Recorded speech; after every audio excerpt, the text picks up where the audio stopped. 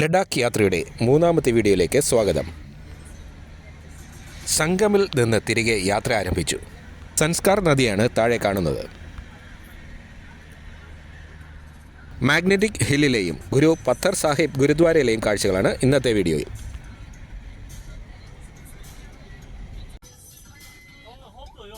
ഞങ്ങൾ മാഗ്നറ്റിക് ഹില്ലിനോടടുത്തെത്തി. ബൈക്കേഴ്സിൻ്റെ പറുദീസയാണ് ലഡാക്ക്. 10ഉം 20ഉമൊക്കെ ബൈക്കുകളുള്ള ബാച്ചുകളായാണ് അവർ സഞ്ചരിക്കുന്നത്. Royal Enfield ഹിമാലയനാണ് ഇവരുടെ ഇഷ്ടവാഹനം. ലഡാക്കിൽ റെൻറ്റിന് കിട്ടും ഈ ബൈക്ക്. റോഡിൽ ദുഷ്കരമായ പല ഭാഗങ്ങളിലും ഇവർ ബൈക്കിൽ എണീറ്റ് നിന്നാണ് യാത്ര ചെയ്യുന്നത്.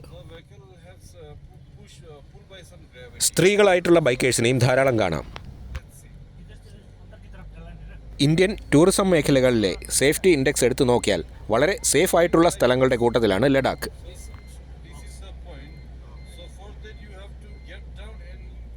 ഒറ്റയ്ക്ക് യാത്ര ചെയ്യുന്നതും സേഫാണ്. എല്ലാ സ്ഥലങ്ങളിലും ഇന്ത്യൻ ആർമിയുടെ സാന്നിധ്യമുണ്ട്. മാഗ്നറ്റിക് ഹില്ലിലെ പാർക്കിംഗ് ഏരിയയുടെ ബോർഡുകൾ.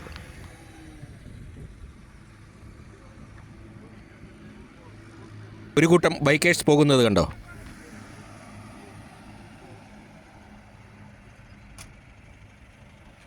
ഇവിടെ പ്രത്യേകം മാർക്ക് ചെയ്തിരിക്കുന്ന ഭാഗത്ത് വാഹനം നിർത്തി ഗിയർ ന്യൂട്രലാക്കിയാൽ പതുക്കെ കയറ്റം കയറി പോകുന്നതായി തോന്നും.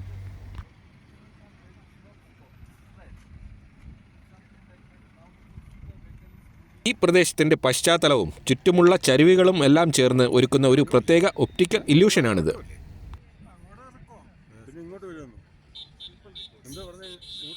ശരിക്കും വാഹനങ്ങൾ ഇറക്കമിറങ്ങി തന്നെയാണ് പോകുന്നത്. നമുക്ക് ഫീൽ ചെയ്യുന്നത് കയറ്റം കയറി പോകുന്നു എന്നാണ്. ഗ്രാവിറ്റി തന്നെയാണ് താരം.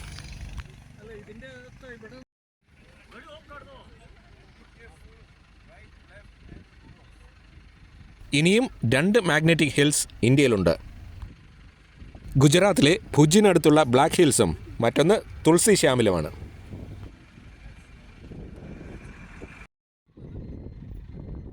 ദൂരെ ബൈക്കേഴ്സ് വട്ടം കറങ്ങുന്നത് കണ്ടോ?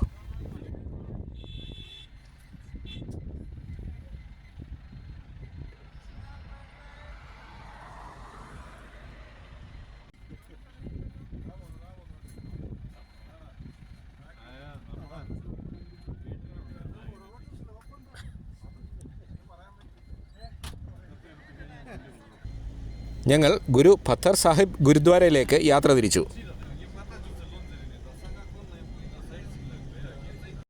ഇതാണ് ഗുരു പത്തർ സാഹിബ് ഗുരുദ്വാര. ഇന്ത്യൻ ആർമിയുടെ നിയന്ത്രണത്തിലാണ്. കാർഗിൽ റോഡിലാണ് സ്ഥിതി ചെയ്യുന്നത്. ഈ ഗുരുദ്വാരയ്ക്ക് ഗുരുനാനാക്കുമായി വലിയ ബന്ധമുണ്ട്. 1515നും 1518നും ഇടയിൽ ഗുരുനാനാക്ക് ടിബറ്റിൽ നിന്നും ശ്രീനഗർ വഴി പഞ്ചാബിലേക്ക് തിരികെ പോകുന്ന വഴി ഇവിടെ വന്നു. ആ കാലഘട്ടത്തിൽ ഇവിടുത്തെ ജനങ്ങളെ പേടിപ്പിക്കുകയും ഉപദ്രവിക്കുകയും ചെയ്തിരുന്ന ഒരു ഭൂതം ഈ മേഖലയിൽ ഉണ്ടായിരുന്നതായി പറയപ്പെടുന്നു.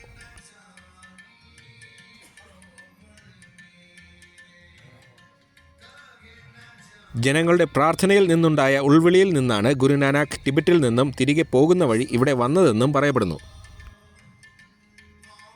ടിബറ്റിൽ ഗുരുനാനാക്കിന് ഒരുപാട് ആരാധകരുണ്ടായിരുന്നു. നാനാക്ക് ലാമ എന്നാണ് അദ്ദേഹം അവിടെ അറിയപ്പെട്ടിരുന്നത്. ഇവിടെ ഒരു ദിവസം ഗുരുനാനാക്ക് ധ്യാനത്തിലിരിക്കുമ്പോൾ ഭൂതം ഗുരുവിനെ വധിക്കുവാനായി മലമുകളിൽ നിന്നും ഒരു വലിയ പാറക്കല്ല് ഉരുട്ടിവിട്ടു. അതിവേഗം ഉരുണ്ടുവന്ന പാറ ഗുരുവിൻ്റെ ശരീരത്തിൽ തൊട്ട നിമിഷം ഉരുകിയ മെഴുക് പോലെയായി. ഗുരുവിന് ഒരാപത്തും വന്നില്ല എന്ന് മാത്രമല്ല, ധ്യാനത്തിനും ഭംഗമുണ്ടായില്ല. അതുമാത്രമല്ല, മെഴുകുപോലെ ആയ പാറയിൽ ഗുരുവിൻ്റെ ശരീരത്തിൻ്റെ ഷേപ്പിൽ ഒരു ഇംപ്രഷനും ഉണ്ടായി. ഈ കാണുന്നത് ടോയ്ലറ്റ് കോംപ്ലക്സ് ആണ്. ആർമിയാണ് മെയിൻറ്റെയിൻ ചെയ്യുന്നത്. നല്ല വൃത്തിയുണ്ട്. നല്ല രീതിയിൽ മെയിൻറ്റെയിൻ ചെയ്തിരിക്കുന്നു.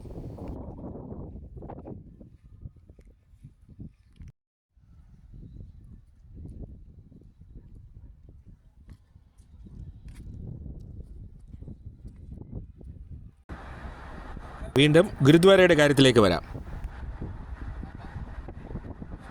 ഗുരുവിനടുത്ത് വന്ന് നോക്കിയപ്പോൾ ഒരു അപകടവും സംഭവിച്ചിട്ടില്ലെന്ന് മനസ്സിലായ ഭൂതം ക്ഷുഭിതനായി പാറയെ ചവിട്ടി.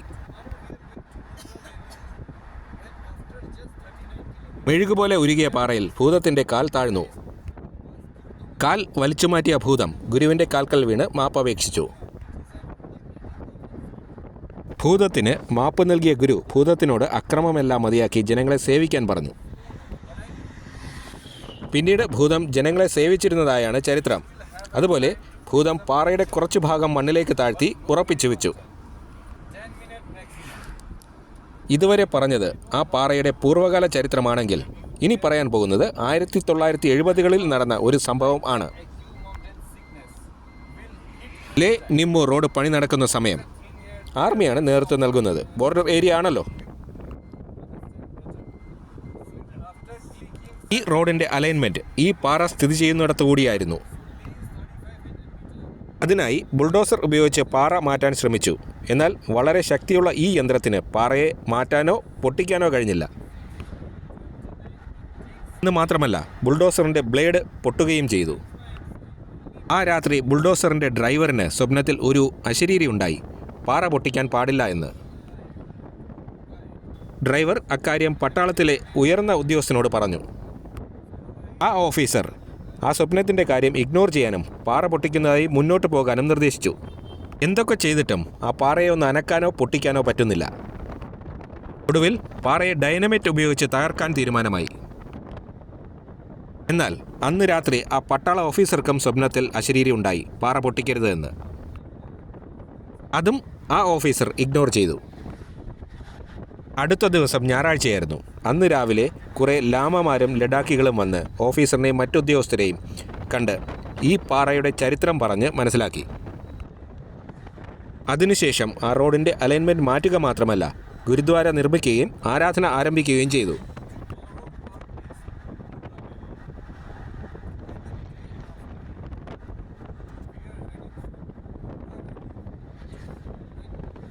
ലഡാക്കിൽ ഇതുപോലത്തെ കാഴ്ചകൾ ധാരാളമുണ്ട്.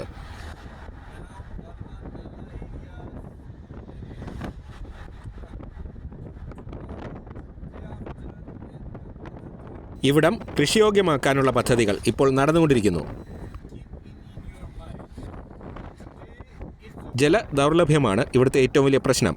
അത് പരിഹരിക്കാനായി ജൽ ജീവൻ മിഷനിലൂടെ കനാലുകൾ നിർമ്മിച്ച് ജലലഭ്യത ഉറപ്പാക്കാനുള്ള പദ്ധതി നടന്നുവരുന്നു.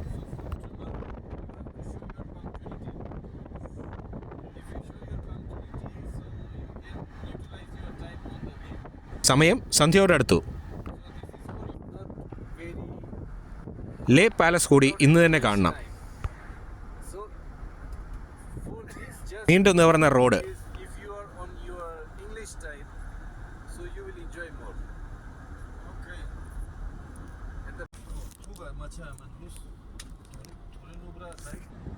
കാഴ്ചകൾ പലതും കണ്ടാൽ മതിവരില്ല.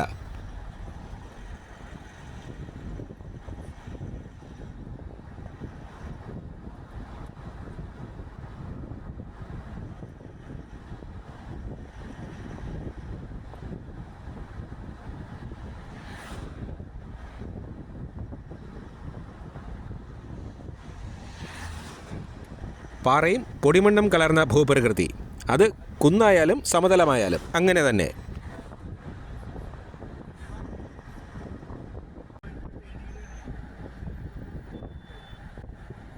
അവിടെ ഇതുപോലെ ചില പച്ചപ്പ് കാണാം. ഇവിടുത്തെ മനോഹരമായ കാഴ്ചകൾ എത്ര നേരം കാണിക്കാൻ പറ്റുമോ അത്രയും നേരം കാണിക്കുക, അതാണ് എൻ്റെ ഉദ്ദേശം.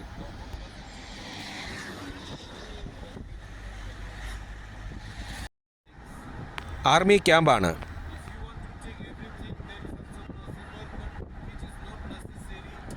ഒരുപാട് ട്രക്കുകൾ നിരത്തി പാർക്ക് ചെയ്തിരിക്കുന്നു.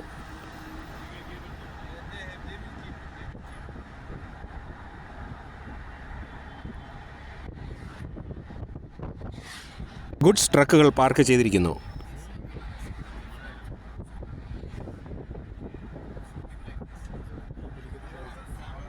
ലഡാക്ക് റിന്യൂവബിൾ എനർജി ഡെവലപ്മെൻറ്റ് ഏജൻസിയുടെ ഓഫീസും മറ്റുമാണ് ഈ കാണുന്നത്. LREDA എന്ന് ചുരുക്കപ്പേര്. അവിടേക്കുള്ള എൻട്രൻസ്.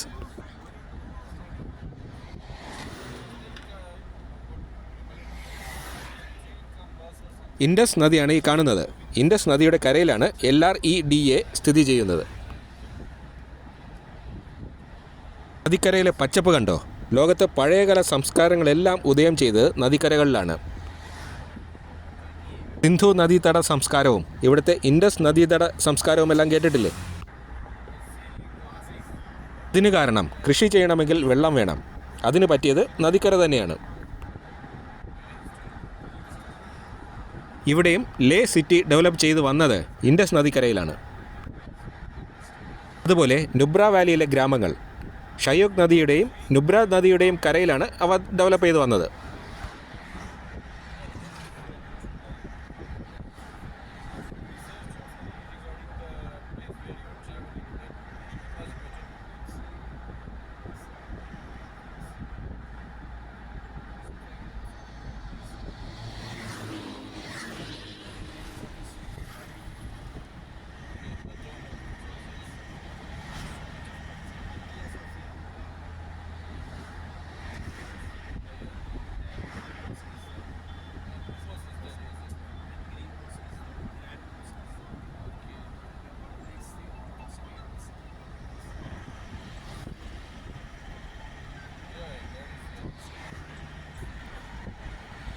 നദിയിൽ മലനിരകളുടെ റിഫ്ലക്ഷൻ കാണാം.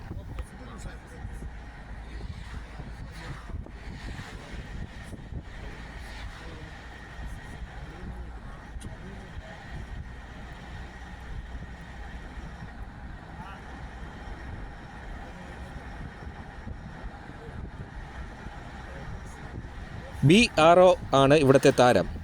ഈ റോഡുകൾ മുഴുവൻ നിർമ്മിച്ചത് അവരാണ്.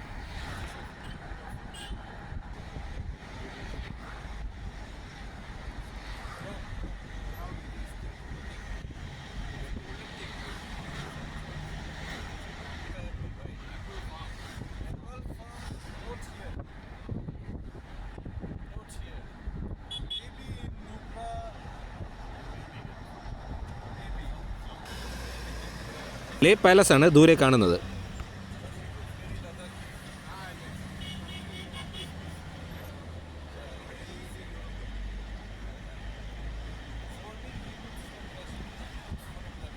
ഒരു വല്ലാത്ത വൈബാണ് ഇവിടുത്തെ ആകാശം കാണാൻ.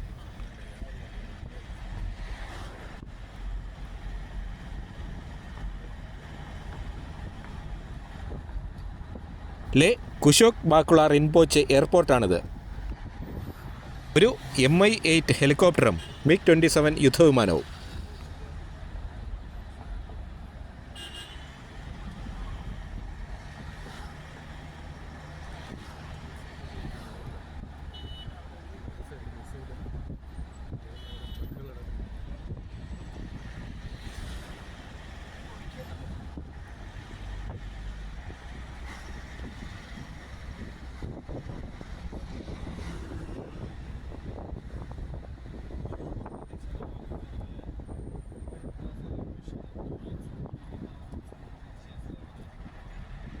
ലേ സിറ്റി ഗേറ്റ്, ITBP ഗേറ്റ് എന്നും പറയപ്പെടുന്നു. ലേ പാലസിനടുത്ത് എത്താറായി. സെമോ മൈത്രേയ ടെമ്പിൾ ആണ് ആ കാണുന്നത്. ലേ പാലസിനടുത്താണത്.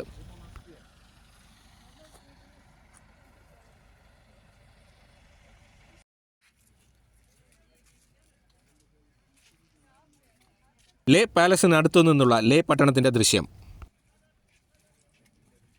ലേ പാലസ് പണിതിരിക്കുന്നത് വളരെ തന്ത്രപരമായ ലൊക്കേഷനിൽ ആണ്. ഇവിടിരുന്ന് രാജാവിനും പട്ടാളത്തിനും ലേ പട്ടണത്തെയും മറ്റും നിരീക്ഷിക്കാം. അതുപോലെ ശത്രുക്കളുടെ നീക്കത്തെയും മലനിരകളെയും നിരീക്ഷിക്കാം. എൻട്രൻസിലേക്ക് നടന്നു. ഇന്ത്യക്കാർക്ക് 15 രൂപയും ഫോറിനേഴ്സിന് 100 രൂപയുമാണ് എൻട്രി ഫീ.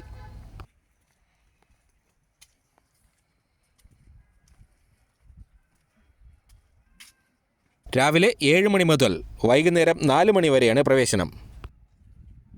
1600കളിൽ നംഗ്യാൽ രാജവംശമാണ് ഈ കൊട്ടാരം പണിതത്. 9 നിലകളുണ്ട്. മുകളിലത്തെ നിലകളിലാണ് രാജകുടുംബം താമസിച്ചിരുന്നത്.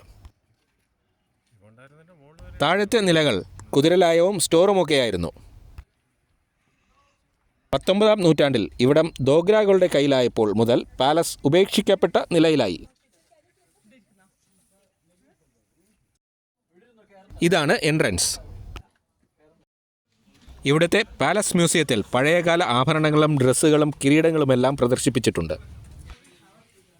Archaeological survey of India palace ഏറ്റെടുത്ത് പുനരുദ്ധാരണം നടത്തിവരികയാണ്. G20 സമ്മേളനത്തിനു ശേഷം പാലസിനകം ഷൂട്ട് ചെയ്യാൻ അനുവദിക്കാറില്ല. G20 സമ്മേളനത്തിൻ്റെ മീറ്റിങ്ങുകൾ ലേയിലും സംഘടിപ്പിച്ചിരുന്നല്ലോ. പാലസിൻ്റെ ഒരു ബാൽക്കണിയിൽ നിന്നുള്ള ലേ പട്ടണത്തിൻ്റെ ദൃശ്യം. ലേ പാലസിലെ ചിത്രങ്ങളുടെ ചില ദൃശ്യങ്ങൾ കാണാം. പാലസിൻ്റെ പുരാതന ചരിത്രം വിവരിച്ചിരിക്കുന്നു. ഇന്ത്യൻ ആർക്കോളജിയുടെ ചരിത്രം പ്രതിപാദിച്ചിരിക്കുന്നു. ലേ പാലസിലെ കാഴ്ചകളെ പറ്റിയുള്ള വിവരണം. G20 സമ്മിറ്റിനെ പറ്റിയുള്ള കാര്യങ്ങൾ. പഴയകാല ചിത്രങ്ങൾ. 1972 യുനെസ്കോയുടെ വേൾഡ് ഹെറിറ്റേജ് സൈറ്റായി പ്രഖ്യാപിച്ചതിനെ പറ്റിയുള്ള കാര്യങ്ങൾ.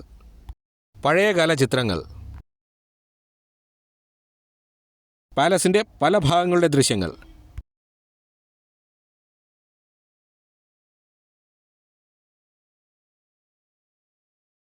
പഴയകാല കൊത്തുപണികളുടെ ദൃശ്യം.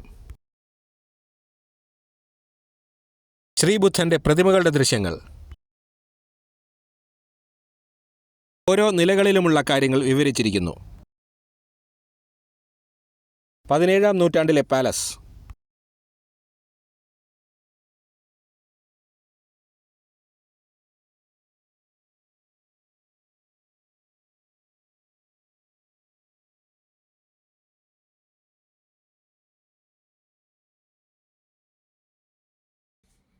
തിരികെ ഹോട്ടൽ റൂമിലെത്തി. നാളെ രാവിലെ നുബ്ര വാലിയിലേക്ക് പോകണം. നുബ്ര വാലിയിലെ ദൃശ്യങ്ങളുമായി ഞാൻ വീണ്ടും വരും. അപ്പോൾ ഈ വീഡിയോ ഇഷ്ടപ്പെട്ടുവെങ്കിൽ സബ്സ്ക്രൈബ് ചെയ്യണം, ലൈക്ക് ചെയ്യണം, കമൻറ്റ് ചെയ്യണം, ഷെയർ ചെയ്യണം. കൂടാതെ ചാനൽ സന്ദർശിക്കുകയും വേണം. അപ്പോൾ എല്ലാവർക്കും ഗുഡ് ബൈ.